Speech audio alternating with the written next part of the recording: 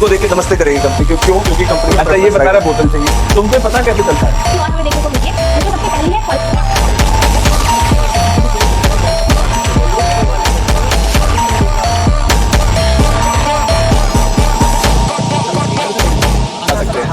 मेरे 30 में से 20 प्लस आराम से 20 में से 20 प्लस। हाँ जी बच्चों, तो आज हम डिस्कस करने जा रहे हैं आपका इकोनॉमिक्स का पेपर, और हमारे पास है आपके इकोनॉमिक्स का सेट 1, और इसमें हम सारे एमसीक्यू 1 बाय 1 डिस्कस करेंगे और आप अपने आंसर मैच कर लेंगे। तो इसमें सबसे पहले हम मैक्रो इकोनॉमिक्स को स्टार्ट करने जा रहे हैं। क्वेश्चन नंबर 1 है, इन the context of current account transaction balance of payment identify the incorrect statement. तो चेक करते हैं। तो सबसे पहले ये ध्यान रखना है कौन सा अकाउंट पूछा है, करंट अकाउंट। करंट अकाउंट में क्या क्या रिकॉर्ड होता है, तो इसमें दो साइड होंगी, डेबिट साइड और क्रेडिट साइड। तो export of goods and services are recorded on the credit item, this is correct statement. Import of goods and services recorded on the debit item, also correct. All transfer payment are recorded on the debit item, ये भी correct है। All transfer receipts are recorded as debit item, तो ये हो गया information wrong, और option हो गया हमारा डी, क्योंकि हमसे पूछा है incorrect statement, option D.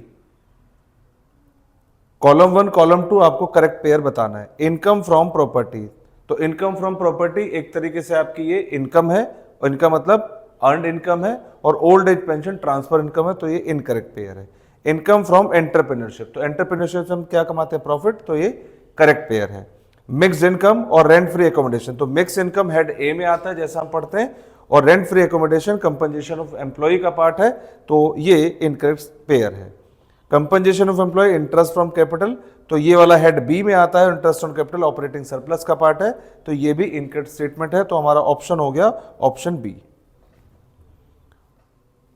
Manage floating exchange rate system is an amalgamation of fix and flexible exchange rate system, तो हमने पढ़ा हुआ है, नोट्स में भी है कि मैनेज फ्लोटिंग क्या हाइब्रिड सिस्टम है, किसका, फिक्स और फ्लेक्सिबल का, और manage floating exchange rate system also known as hybrid system, तो दोनों की दोनों स्टेटमेंट क्या है, ट्रू है। इरफान एक स्टूडेंट है, उसने बोरो की 80,000 to finance his college fee, he plan to begin repay the loan 6 months after the graduation making the payment over span of 10 years, तो ये फ्यूचर पेमेंट को दिखा रहा है, और इसमें हमारा जो फंक्शन ऑफ मनी है फ्यूचर पेमेंट के लिए कौन सा है, standard of deferred payment. Suppose saving curve of an economy makes an intercept at a negative value of 50 crore, तो ये आपके ऑटोनोमस कंजम्पशन को दिखा रहा है, और 20% इंक्रीज मतलब डेल्टा इंक्रीज इनका मतलब वाई, इसका 20% सेव होता है, तो ये एमपीएस की वैल्यू दी है हमें 20%। क्वेश्चन पूछ रहा है आपसे वैल्यू ऑफ मल्टीप्लायर, तो आपके पास फॉर्मूला है k is equal to 1/s 1/20%, इसको सॉल्व करेंगे तो कितने टाइम्स आएगा, 5 टाइम्स, तो ऑप्शन हो गया B. Question number 6, public goods are those goods that are collectively consume by public, तो हमने एग्जांपल में पढ़ रखा है, जैसे हमने बोला पब्लिक पार्क, तो पब्लिक पार्क क्या है, ये एक्सक्लूसिव नहीं है, सभी के लिए, सभी कॉमनली इसको यूज कर सकते हैं, तो पहले स्टेटमेंट करेक्ट है। Public goods are excludable and rivalries in nature, तो प्राइवेट गुड्स होते हैं, पब्लिक गुड्स नहीं होते हैं, तो ये वाली स्टेटमेंट रॉन्ग हो गई, तो हमारे पास ऑप्शन है ऑप्शन ए, ऑप्शन सी, तो हमारा ए असर्शन ठीक है, और बी जो रीजन दिया है वो फॉल्स है। नेक्स्ट क्वेश्चन नंबर 7, हमें दिया है एपीसी 0.8, तो हमारे पास एपीएस हो जाएगा 0.2, नेशनल का मतलब वाई दिया है 4000, एस की वैल्यू पूछ रहा है, तो हमारे पास एपीएस का फॉर्मूला होगा S/Y, 0.2 इनकम हो गई 4000, एस सॉल्व करना है, तो इसकी वैल्यू हो गई हमारे पास 800, तो इसका ऑप्शन हो गया option D.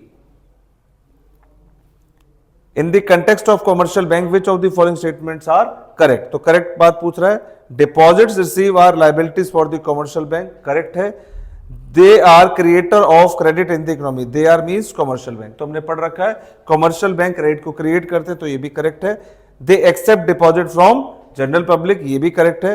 They accept deposit on behalf of RBI, तो ये वाली स्टेटमेंट इनकरेक्ट है, और हमसे पूछा है करेक्ट, तो फर्स्ट सेकंड थर्ड तीनों करेक्ट है, तो ऑप्शन ए। एक्सपोर्ट हमारे को दे रखा है 600 और इंपोर्ट दिया है 450, तो हम जब बीओटी निकालते हैं तो हम वैल्यू फॉर्मूला लगाते हैं एक्सपोर्ट्स माइनस इंपोर्ट्स, और ये क्योंकि पॉजिटिव टर्म में आ रहा है तो सरप्लस है, तो इसका ऑप्शन हो गया बी।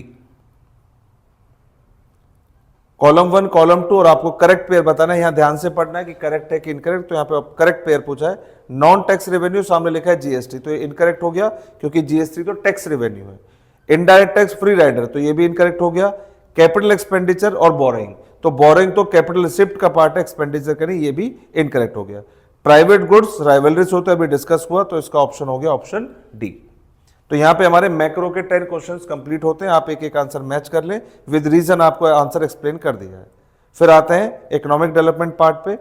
सबसे पहले dash sector was the primary focus of GLF, तो आपने पढ़ रखा है चाइना वाला, चाइना का इसमें फोकस किस पे था, इंडस्ट्रियल डेवलपमेंट पे। एक हमारा पिक्चर वाला क्वेश्चन है, किसको दिखा रहा है, तो हमारे पास 4 ऑप्शन है, economic growth, environmental crisis, technological advancement और कल्चरल एवोल्यूशन। तो ऑप्शन इसमें कौन सा हो गया, option B.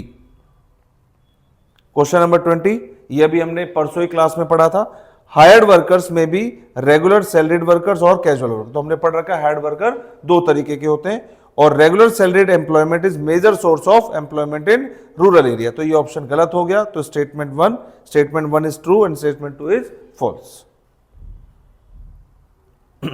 Column 1 column 2 correct pair बताना है। Subsidies maximum quantity of goods that can be imported, तो ये हो गया wrong. Land ceiling wrong. Small scale industry land to tiller wrong. Modernisation as goal of 5 year plan, और इसमें लिखा है चेंज इन सोशल आउटलुक। मैंने आपसे एक प्रॉमिस किया था कि आपको जो भी एमसीक्यू मिलेंगे अगर डेप्थ से भी होंगे तो हमारे नोट से बाहर नहीं होंगे। तो जैसे ये क्वेश्चन आपके सामने, इसका एग्जांपल है, हमने चैप्टर पढ़ा है आईपीआर, और आईपीआर के अंदर आप अगर मैच करेंगे तो आपको एक एक लाइन एमसीक्यू की वहीं से मिल जाएगी। ये रहा इंडस्ट्रियल पॉलिसी रेजोल्यूशन, और इसके अंदर हमारा क्वेश्चन था, पॉइंट था मॉडर्नाइजेशन, और मॉडर्नाइजेशन के अंदर आप चेक करेंगे तो आपको लाइन नजर आ जाएगी चेंज इन सोशल आउटलुक, और ये लिखा है मॉडर्नाइजेशन। तो मैंने आपसे कहा था कि आप नोट्स को अगर बहुत अच्छे से पढ़ के जाएंगे तो आपको कोई भी क्वेश्चन ऐसा नहीं होगा जो आपको उससे बाहर नजर आए।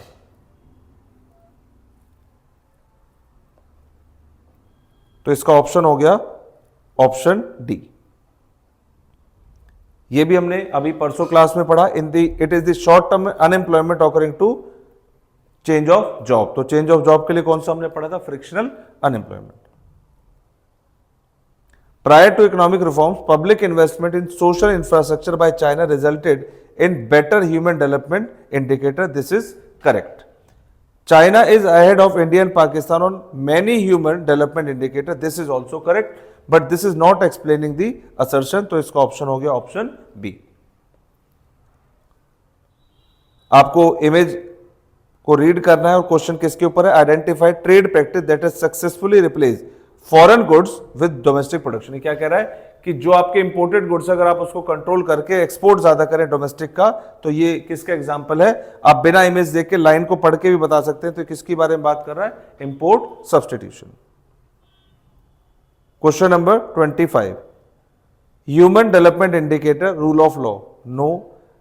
Demographic indicator constitutional protection, no. Special economic zone generation of additional economic activity, जैसे हमने आपसे डिस्कस किया था, आपके आसपास गुड़गांव, नोएडा, ये सब क्या है, धीरे धीरे इकोनॉमिक एक्टिविटीज को बढ़ा करके स्पेशल इकोनॉमिक जोन डिक्लेयर किया, एडिशनल इकोनॉमिक एक्टिविटी ड्राइव हुई, और उसके बाद यहां पे डेवलपमेंट स्टार्ट हुआ। तो इसका ऑप्शन होगा option C. Question number 26, human capital formation increases the rate of participation of population to economic activities and lead to economic growth. तो this is correct. Rate of participation of people refers to percentage of people engaged in the production process of a country. So this is also correct, but not the correct explanation of assertion. तो इसलिए option हो गया B. Next 27, India is not a member of which of the following regional or economic grouping. तो BRICS India member है, shark India member है, G20 India member है, G7 India member नहीं है। तो हमारा ऑप्शन हो गया, आंसर हो गया आंसर डी। तो यहां पे हमारे 20 क्वेश्चंस कंप्लीट होते हैं। आप अपने आंसर मैच करें, किसी में कंफ्यूजन है तो कमेंट बॉक्स में आप उसको डिस्कस कर सकते हैं। इसके अलावा अगर आपको कोई न्यूमेरिकल या किसी भी आंसर में कोई दिक्कत है, किसमें आपको कोई कंफ्यूजन है कि हमें आंसर समझ नहीं आ रहा है, तो आप उसके लिए कमेंट बॉक्स में क्वेश्चन नंबर पूछेंगे, तो हम उसका सॉल्यूशन आपके साथ डिस्कस करेंगे। Thank you very much and bye bye.